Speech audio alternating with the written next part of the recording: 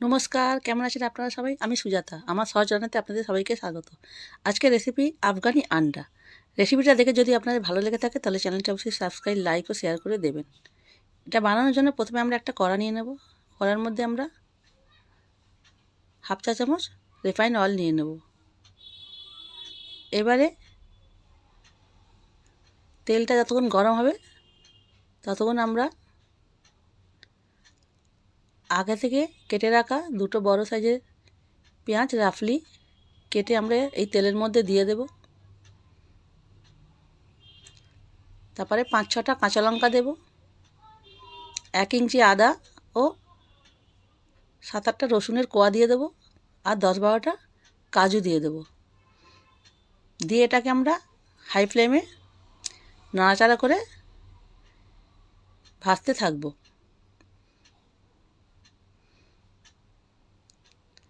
দেখুন এটা একটু ভাজা ভাজা হয়ে গেছে। এবারে এটা আমরা একটা মিক্সারের মধ্যে তুলে নেব। আস্তে আস্তে তুলে এর একটা আমরা পেস্ট বানিয়ে নেব।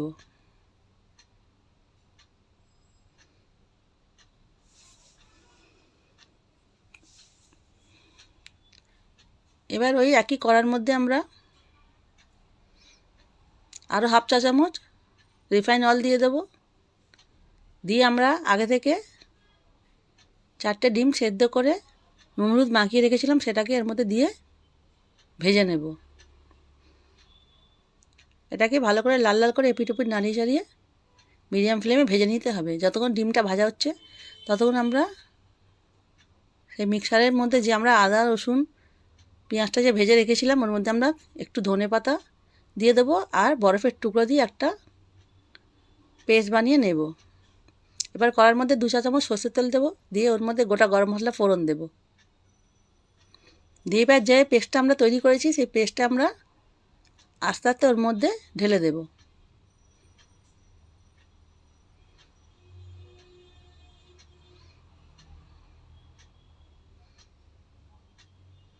এবার আমরা এটাকে নেড়ে চেড়ে ভাজতে থাকবো।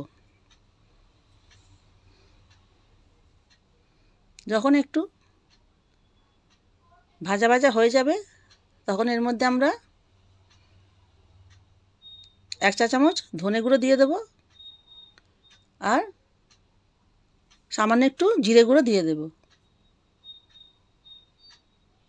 আর স্বাদ মতো নুন দিয়ে দেব।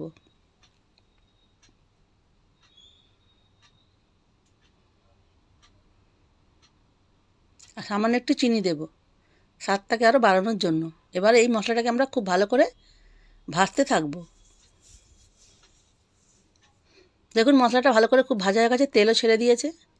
এবার এর মধ্যে আমরা 1.5 চা চামচ টক দই দিয়ে দেব। টক দই যখন দেবেন তখন গ্যাসটা ধিমে করে দেবেন। এবার এটাকে দিয়ে আমরা খুব ভালো করে এটাকে আমরা নেড়ে নেড়ে নেড়ে নেড়ে ভাজতে থাকবো, মশলাটা কষতে থাকবো। যতক্ষণ এটা দিয়ে তেলে ছাড়ছে আমরা ভালো করে কষবো। দেখুন মশলা দিয়ে তেলও ছেড়ে দিয়েছে, মশলাটা খুব ভালোভাবে ভাজা হয়ে গেছে। এবার এর মধ্যে আমরা ভেজে রাখা ডিমগুলো দিয়ে দেব, দিয়ে ভালো করে নাড়িয়ে সারিয়ে দেবো।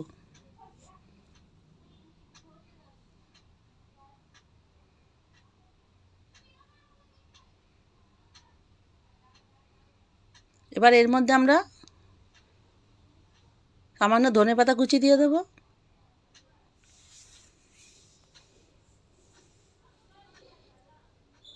অল্প একটু কসুরি মেথি দেবো,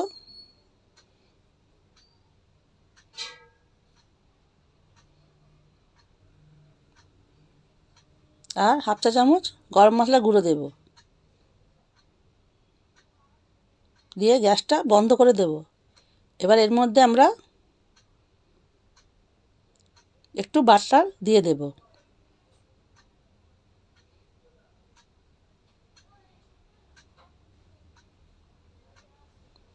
বাটার দিলে এর স্বাদটা আরও দ্বিগুণ হয়ে যায়।